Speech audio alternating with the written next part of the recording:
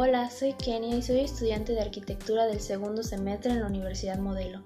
El día de hoy les hablaré sobre la iglesia de Santa Sofía, un gran símbolo de Estambul y el mejor ejemplo de arquitectura bizantina en el mundo.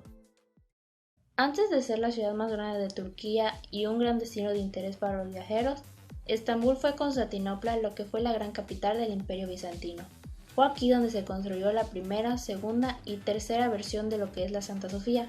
Las primeras dos fueron destruidas por incendios y la tercera, que es la que conocemos actualmente, se finalizó por órdenes del emperador Justiniano I en el año 537 por Antemio de Tralles e Isidoro de Mileto, grandes arquitectos de esa época.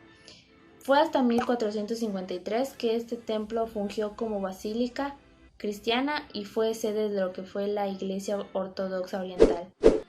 Más allá de su función religiosa, Santa Sofía fue ideada como un reflejo de lo que era el Imperio bizantino y su gran poder. Fue construida a una escala nunca antes vista, lo que implicó un gran gasto para Justiniano debido a la importación de materiales desde todos los rincones del mundo. Además, el espacio pasó por diferentes ajustes estructurales durante varios años.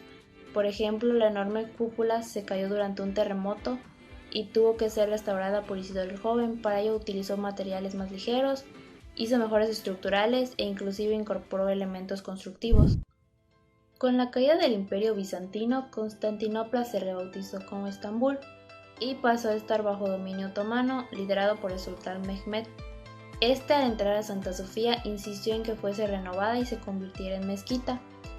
Arquitectos otomanos recubrieron con yeso lo que eran los símbolos ortodoxos del interior y añadieron capiteles y minaretes a la estructura. Fue en el año 1847 y 1849 cuando Santa Sofía pasó a por una importante restauración a cargo de los arquitectos suizos Gasper y Giuseppe Fossati, la cual se enfocó en lo que era el reforzamiento de la cúpula y las bóvedas.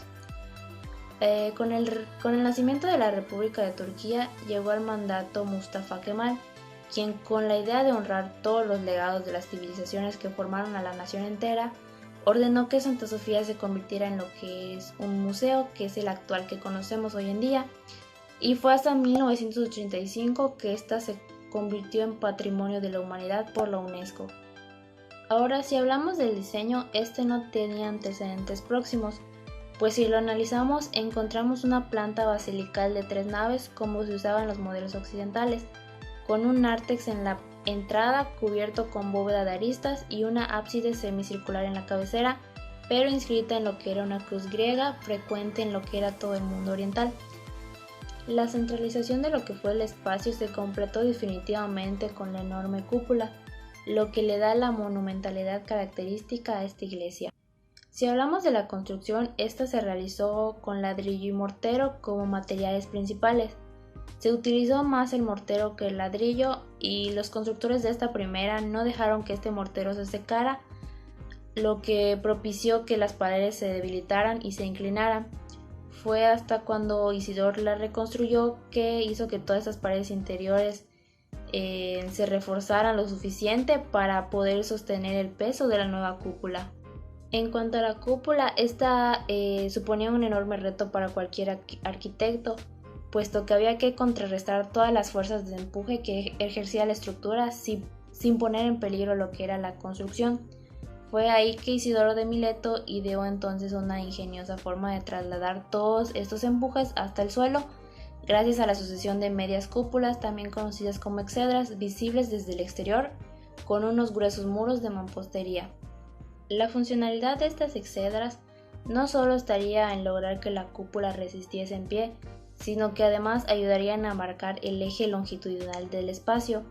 Así las dispuso una a la cabecera y otra a los pies, añadiéndole 2 exedras más pequeñas a ambos lados como un conjunto de soportes sucesivos que se iban afianzado por 4 pilares, arcos y contrafuertes exteriores. Las 2 medias cúpulas grandes que están a los lados de la principal le ayudaron a soportarlo y al expandir el espacio, y fue a lo largo de todos estos años que se fueron agregando una serie de contrafuertes para mantener todo junto y evitar que se destruyesen por causa de terremotos futuros. Los diversos empujes se van contrarrestando con el tiempo con gruesos estribos, en los que se alojan lo que son las escaleras. El acceso se realiza por un atrio, un exonartes y un nártex. Al centro de la composición se encuentra lo que es una gran nave central entre los 4 pilares del crucero. Los extremos de la nave fueron formados por hornacinas que respaldan longitudinalmente el empuje de la cúpula central suspendida sobre estas 4 gigantescas pechinas. Esas semicúpulas son respaldadas por 3 hornacinas menores en cada extremo de la nave. Las bóvedas cilíndricas de estos cuerpos laterales suben a la misma altura para prestar lo que es la misma función de equilibrio y soporte. Después de lo que fue la reconstrucción hecha por Isidoro el Joven, a la nueva cúpula se le dio forma de una concha festonada o el interior de una sombrilla para mejores entendimientos, que era que se extendían desde la parte superior hasta la base con 40 nervios y 40 plementos curvos igualmente espaciados. Esta fue una de las primeras técnicas utilizadas para reducir el peso sobre una viga circular. En cuanto a la estructura de la cúpula, esta está apoyada sobre 4 pechinas y estas transfieren lo que es el peso del círculo en la parte inferior de la cúpula a 4 puntos, que son a las paredes de la base y finalmente al suelo, convirtiendo así la estructura de esférica a cuadrada. El uso de pechinas impuesto por Isidoro marcó lo que fue la primera incorporación a gran escala de este elemento constructivo, que se convirtió en lo que fue un distintivo de la arquitectura bizantina. Estos elementos constructivos fueron reforzados en los siguientes siglos, utilizando, como había dicho, grandes contrafuertes. En total se construyeron unos 24 contrafuertes para fortalecer y apoyar lo que eran los 4 pilares.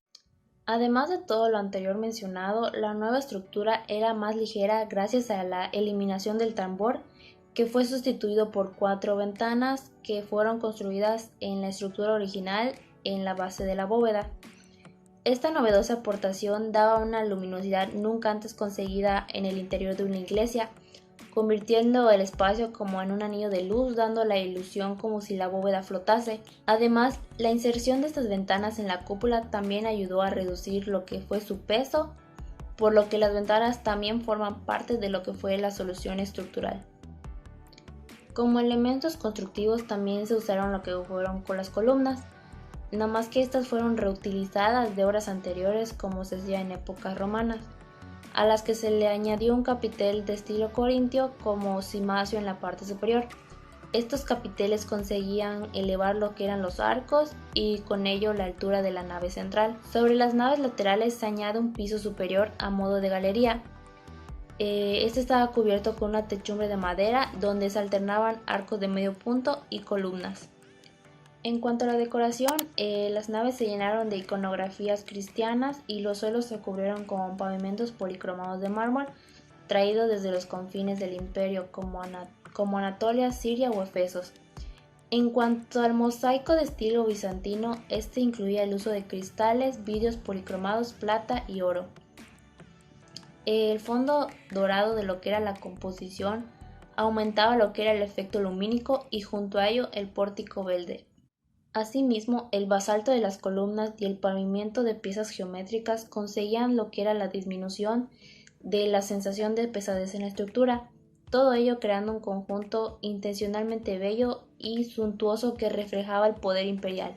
Lo más llamativo de lo que es la arquitectura de Santa Sofía son sus volúmenes exteriores que vendrían siendo las cúpulas. En cuanto a los muros, estos fueron cubiertos con estuco rojizo muy similar al que podemos ver actualmente. Cabe recalcar que no hay mucho rastro de lo que fue la estructura original de la basílica o mezquita o museo como lo conocemos actualmente. En esta basílica los elementos de mármol que se utilizaron como elementos de construcción también fueron utilizados para fines decorativos. En cuanto a las columnas, estas eran piezas muy importantes en la decoración y muchas de ellas fueron traídas de áreas distintas. También hay 2 grandes tarros redondos de mármol colocados a cada lado de la entrada del área central. Estos fueron utilizados para rituales religiosos. Por último, cabe destacar que de la construcción original no existe rastro alguno, pero sí quedan trozos de mármol de la segunda que se pueden apreciar en lo que es la presente versión.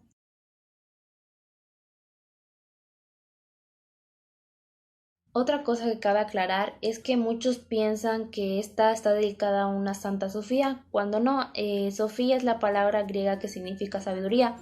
Por lo tanto, esto quiere decir que está dedicada a la Santa Sabiduría, o podría ser en algunas religiones a la existencia de Dios. Otro dato interesante es que esta iglesia la lograron terminar en menos de 6 años, una hazaña realmente impresionante para esa época, tomando en cuenta que a los obreros medievales les tomó casi un siglo construir lo que fue la Catedral de Notre Dame en París. Por último, cabe destacar que la altura de la cúpula central es de 55 metros, logrando superar los 43 metros de lo que fue el Panteón Romano, y que solo será igualado con la revolución técnica que supuso lo que fue la arquitectura gótica 6 siglos más tarde. Por mi parte sería todo, espero que les haya gustado mucho la información y nos vemos en un próximo video todos los viernes. Adiós.